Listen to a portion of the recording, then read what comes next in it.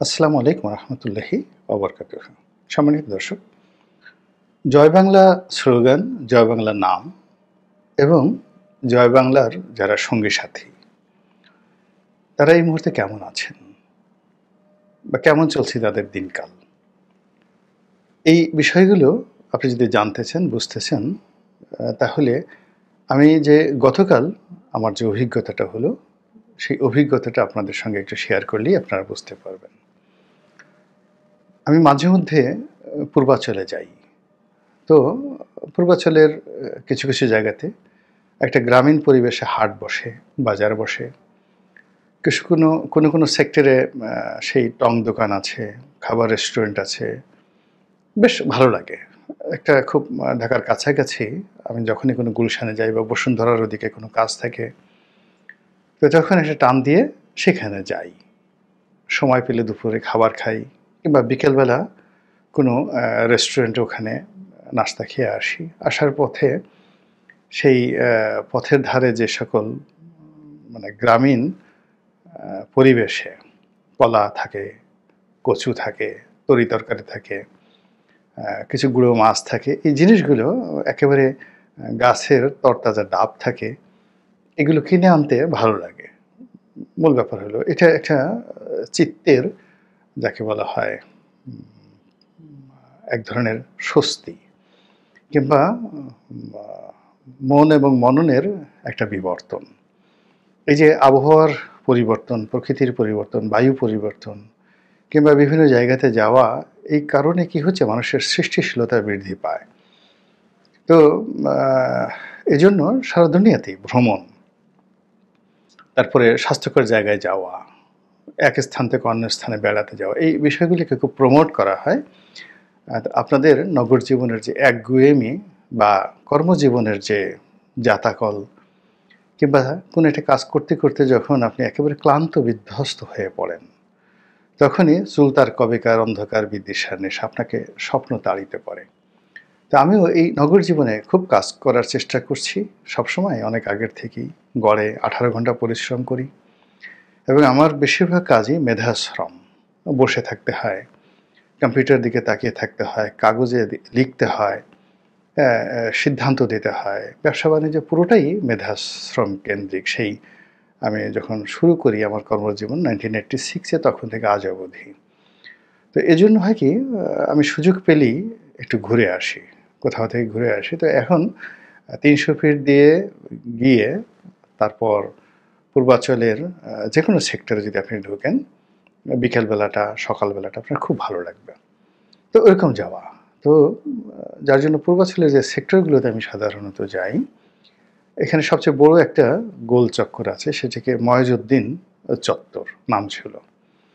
গাজীপুরের যে সংসদ সদস্য ছিলেন মেহের আফরোজ চুমকি, তার বাবা ছিলেন ময়জউদ্দিন সাহেব, খুব নামকরা আওয়ামী লীগ নেতা ছিলেন এবং তাকে এরশাদ জমানাতে খুব নির্মমভাবে হত্যা করা হয়েছিল। তো সেই ময়জউদ্দিন সাহেবের নামে ময়জউদ্দিন চত্বর সবচেয়ে বড় চত্বর।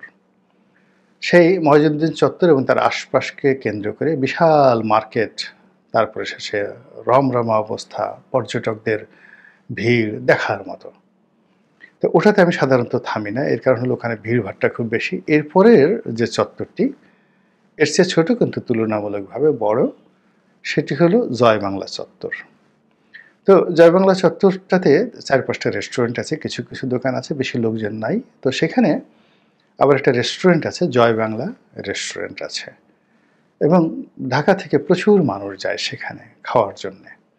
জয় বাংলা চত্বরে জয় বাংলা রেস্টুরেন্ট এবং সেখানকার ভাজি, ভর্তা সব কিছু দিয়ে ৪-৫ জন লোক আপনি পেট ভরে খেয়ে আসলেও ১,০০০ থেকে ১,৫০০ টাকার মধ্যে আপনার সকল খরচ হয়ে যাবে এবং আপনি তৃপ্তি সহকারে খেতে পারবেন। এবং আমি ইতিপূর্বে সেখানে ৮-১০ বার খেয়েছি। তারপরে করি কি, আমি জয় বাংলা চত্বর থেকে একটু সামনে এগুলি হাকিম চত্বর। তো হাকিম চত্বর, ওখানে গেলে একটা নস্টালজিয়া কি, হাকিম চত্বরের একদম পাশেই গাজীপুর ভাওয়াল যে সংরক্ষিত বনাঞ্চল, ওই চত্বরের সাথেই একেবারে সেই বনাঞ্চলের একটা শুরু।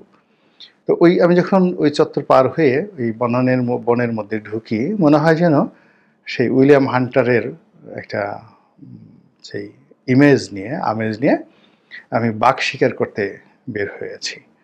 তো একেবারে পুরো বন, মাইলের পর মাইল। মানে ওই হাকিম চত্বর থেকে শুরু করে এটি গাজীপুরের যে ভাওয়ালের যে বিশাল বনভূমি, সেই বনভূমি একত্রে ওখান থেকে শুরু হয়েছে। দেখার মতো একটা দৃশ্য, দেখার মতো একটা দৃশ্য।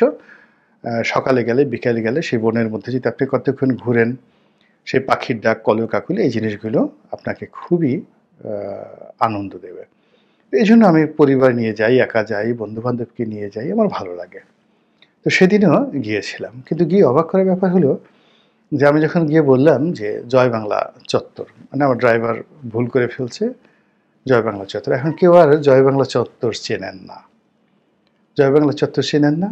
তো এটা আমি খুব অবাক হয়ে গেলাম, জয় বাংলা চত্বর চেনেন না।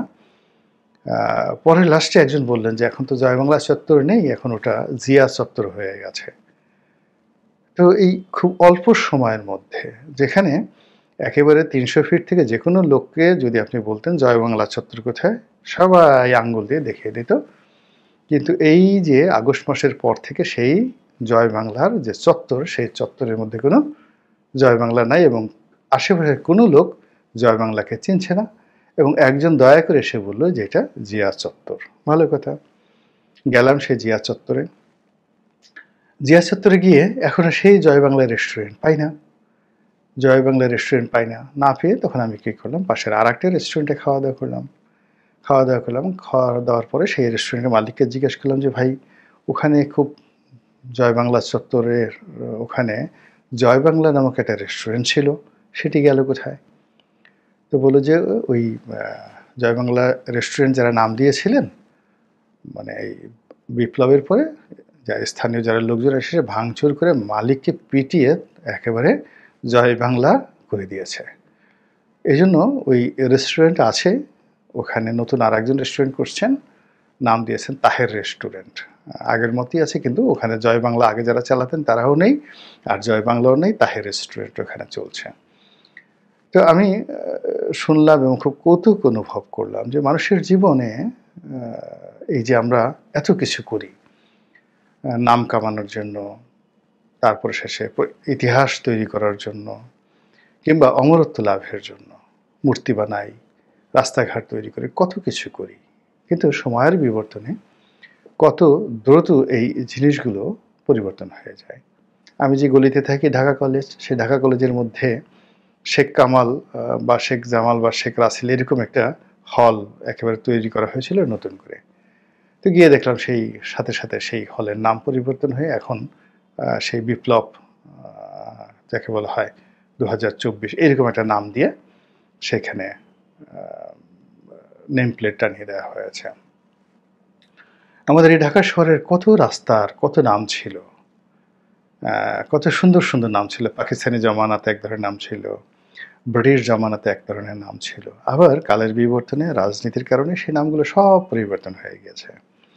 ঢাকা বিশ্ববিদ্যালয়ের সেই ইকবাল হল, আল্লামা ইকবাল, সেই ইকবাল হল পরিবর্তন হয়ে সে হয়ে গেল সার্জেন্ট জহুরুল হক হল। তো এরকম পরিবর্তন হচ্ছে। একসময় সেই চন্দ্রিমা উদ্যান, এটা একসময় ছিল জিয়া উদ্যান, জিয়া উদ্যানকে চন্দ্রিমা উদ্যান হয়ে গেল জিয়া উদ্যান, জিয়া উদ্যান থেকে আবার সেটা চন্দ্রিমা উদ্যানে চলে গেল, আবার সেটা জিয়া উদ্যানে, এখন আবার জিয়া উদ্যান হয়ে যাবে। আর ঢাকা এয়ারপোর্ট যেটা, এটা শহীদ প্রেসিডেন্ট জিয়াউর রহমান প্রতিষ্ঠা করেছিলেন, তার নামই এটা ছিল জিয়া, এবং নামটা খুব সুন্দর ছিল, জিয়া মানে ZIA, Zia. Zia international airport, সেটাকে পরিবর্তন করা হচ্ছে শাহজালাল ইন্টারন্যাশনাল এয়ারপোর্ট করে দেওয়া হলো। চট্টগ্রামে একই অবস্থা, শাহ আমানত সেই ইন্টারন্যাশনাল এয়ারপোর্ট করে দেওয়া হলো। তো এরকম পরিবর্তন, এই যে পরিবর্তনগুলো যখন কোনো একটা বিশেষ উদ্দেশ্য নেওয়া হয় এবং যেখানে কোনো আদর্শ থাকে না, কোনো স্বতঃস্ফূর্ত থাকে না, কেবলমাত্র চাপিয়ে দেওয়া হয়, তখন সেই জিনিসগুলো থাকে না। তো এই যে এখন বাংলাদেশে, সারা বাংলাদেশে জয় বাংলার যে দুরবস্থা, সেই দুরবস্থা থেকে যদি আমরা এখন যারা বিভিন্ন নাম প্রতিষ্ঠা করতে চাই, তারা যদি সতর্ক হই, তাহলে হয়তো ভবিষ্যতে এই জয় বাংলার মতো এরকম একটা অবমাননাকর অবস্থায় আমাদের পড়তে হবে না। এ কথা সত্য যে জয় বাংলার মতো এইরকম ইতিহাস সম্বলিত, ঐতিহ্য সম্বলিত এবং মানুষের হৃদয়ে যাকে বলা হয় বারুদের আগুন লাগিয়ে দিত একটা নির্দিষ্ট সময়, এই স্লোগানটি, জয় বাংলার স্লোগানটি, সেটি এখন কালের বিবর্তনে কিছু মানুষের কারণে, কিছু গোষ্ঠীর কারণে এবং কিছু অপকর্মের কারণে এতটা জঘন্য হয়ে পড়েছে যে এখন জয় বাংলা রীতিমতো একটা গালিতে পরিণত হয়েছে। এবং আমরা গত ২-৩ বছর ধরে জয় বাংলাকে গালিতে রূপান্তরিত করার জন্য যত প্রচার করেছি, প্রোপাগান্ডা চালিয়েছি, ফলে এটি আগামীতে আবার নতুন করে তার স্বমহিমায় ফিরে আসবে আমার কাছে সেটা মনে হচ্ছে না। এই কারণ কি বলি যে অনেক ভালো নাম, ভালো কিছু, ইভেন বঙ্গবন্ধুর কথা চিন্তা করেন। বঙ্গবন্ধুর যে জনপ্রিয়তা, তার যে কন্ট্রিবিউশন, তার যে ব্যক্তিত্ব, এ আমরা এ যুগে কল্পনা করতে পারবো না, এ যুগে কেউ কল্পনা করতে পারবে না। কিন্তু এখন দেখা যাচ্ছে সেই বঙ্গবন্ধুর মূর্তির উপর প্রস্রাব করা হচ্ছে, পায়খানা করা হচ্ছে, তার নামের উপর সেই আবর্জনা নিক্ষেপ করা হচ্ছে এবং এই ভদ্রলোককে কেন্দ্র করে তার বিদেহী আত্মার উপর যে অভিসম্পাত করা হচ্ছে, তার একটির জন্য তিনি হয়তো দায়ী নন। তার ভবিষ্যৎ প্রজন্ম, তার পরবর্তী প্রজন্ম, তার দলের যারা লোকজন রয়েছেন তাদের বাড়াবাড়ি ইত্যাদি কারণে এরকম একজন মহান ব্যক্তি এখন মানুষের অভিশাপ, তুচ্ছ তাচ্ছিল্য, ঘৃণার বিষয়বস্তুতে পরিণত হয়ে গেছেন। তো স্বাধীন বাংলাদেশে যদি বঙ্গবন্ধুর এই অবস্থা হয়, তাহলে অন্যান্য ব্যক্তি যারা বঙ্গবন্ধুর ধারের কাছেও কখনো যেতে পারেননি, আগামীতেও যেতে পারবেন না, তাদেরকে নিয়ে যদি আমরা বাড়াবাড়ি করি, তাদেরকে যদি আমরা মহামানব বানানোর চেষ্টা করি, তাহলে তাদের পরিণতি এরকম হবে। যেমন এখন দেখেন আওয়ামী লীগের মধ্যেই একটা গ্রুপ বঙ্গবন্ধুর পরিবর্তে তাজউদ্দিন সাহেবকে এনলাইটেন করার জন্য, তাকে ফাউন্ডিং ফাদার্স করার জন্য অনেক কথাবার্তা বলা হচ্ছে। আসলে এই জিনিসগুলো হয় না। প্রত্যেকটা জিনিসের একটা রাজনৈতিক সমর্থন থাকে, একটা সময় থাকে বিকশিত হওয়ার, এবং সেই সিজন, বিকশিত হওয়ার সেই সিজনটা যদি অতিক্রান্ত হয়ে যায় তখন আর ফুল ফোটে না। তো কাজেই বহু বছর পর আমরা যদি নতুন করে আবার ইতিহাস তৈরি করি, সেই ইতিহাস কেউ পড়বে না। ইতিহাসের জায়গায় একেবারে আবিষ্ট থাকে, নির্দিষ্ট থাকে। তো যেটা বলছিলাম যে এই যে জয় বাংলা নিয়ে এখন জয় বাংলার লোকেরা যে ভীত সন্ত্রস্ত অবস্থায় আছেন, জয় বাংলা নিয়ে তারা যেভাবে গণপিটুনির শিকার হচ্ছেন, জয় বাংলাকে এখন তারা বর্জন করার জন্য যেখানে যেখানে জয় বাংলা আছে সেটা মুছে দেওয়ার জন্য বাইরের লোকের দরকার নেই, নিজেরা যেভাবে প্রতিযোগিতা করছেন, নিজেরা নিজেদের নাম যেভাবে তারা মুছে দিচ্ছেন, এই কাজটি এখন যারা আছেন ক্ষমতায় তারা যদি স্মরণ করেন এবং এর থেকে যদি তারা শিক্ষা নেন, তাহলে হয়তো আগামী দিনে আমাদের ক্ষয়ক্ষতির পরিমাণটা অনেক অনেক কমবে এবং আমরা একটি স্বস্তিদায়ক ভবিষ্যতের আশা করতে পারব। মহান আল্লাহ রাব্বুল আলামিন আমাদের সবাইকে হেদায়েত দান করুন এবং হেফাজত করুন। আসসালামু আলাইকুম ওয়া রাহমাতুল্লাহি ওয়া বারাকাতুহু।